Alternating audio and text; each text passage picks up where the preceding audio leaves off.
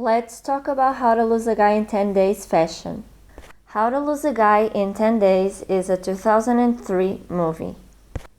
It's about a journalist turned advice columnist, Andy Anderson, and an executive named Benjamin Barry. Andy is writing an advice column on how to lose a guy in 10 days, and Ben has 10 days to make her fall in love with him. Andy has a tomboy side, but she is still feminine and put together, especially working at a fashion magazine. Her outfit shows the professional, conservative, but still sexy side. Throughout the movie, we will see a lot of corporate and business type of fashion looks. We could even say that some of the fashion that appears in this movie could fit into the office siren category. Michelle shows the typical naive but sweet 2000s rom-com movie outfit with her colorful green cardigan and yellow patterned skirt, which is rather a simple outfit, but the colors and prints make it more stylish. Jeannie's outfit is also considered stylish, but a not trying so hard to be liked, reserved approach with its muted colors. The midi skirt and baby tee were also a hit in the 2000s. In the going out scene, Andy is using a backless gray dress. Andy's style is simple but classy, with little hints of sexiness. Would that be showing her back or using a body-fitting silhouette? Michelle is wearing another colorful piece, this time a dress. It's flowy and pretty, romantic like she is. Jeannie's dress is patterned and has a skinny strap. It shows a lot of skin, showing a more party girl ready to have fun style while still being dark and a bit reserved when it comes to color. When Andy receives her flowers from Ben, Michelle is wearing a brown t-shirt with a pop of blue in her bra. Exposed bras were very in the 2000s.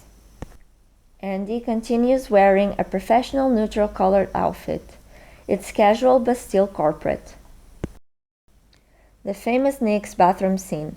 Andy lets out her true colors in her Knicks jersey until she gets the idea to annoy Ben. Basketball jerseys were also very popular in the 2000s.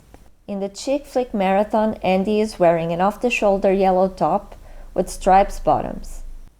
Besides the backless dress, this is one of her most playful looks. And she seems to like yellow while watching love movies and when falling in love. When Andy goes to Ben's house to watch the game with him and scare him off, she is interestingly wearing a dress with a 1950s silhouette.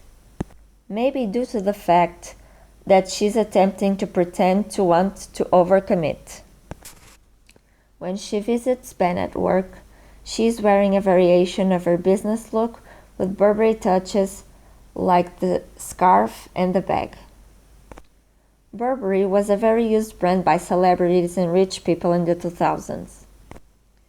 When interrupting the boys' game, she is once again with an outfit with an ode to the 1950s. It seems like when she is more intense, she dresses like that. At the therapy session, she is wearing a pink feminine top, which tends to be unusual. When she arrives to Ben's parents' house, she is wearing a very feminine outfit, a white tube top and a skirt. Classic, timeless. Seems like she wants to impress his family. When she rides Ben's motorcycle, she is wearing a very casual outfit, a white tank and blue jeans, a uniform to many. I love the casual ensemble, and it's one of my favorite looks of the movie. It's like she truly lets her guard down and feels she can be herself around Ben.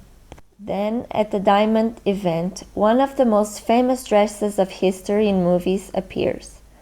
It's simple, elegant, fluid with an open back and an unusual collar for a dress. After her heartbreak with Ben, Andy continues to dress professional but more casual with a white camisole and a black blazer, letting even her curls show through. In the latest scenes, Jeannie continues to put together a reserved outfit.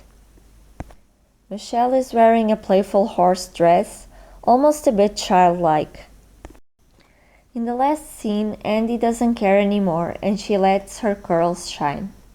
You can only see the upper part of her outfit, but it seems to be a black jacket. She doesn't work at a fashion magazine anymore. She looks casual and most like herself. The costume designer is Karen Patch. I try to find interviews of the costume designer to get a bit of a more inside look about the outfits, but she only talked about the dress.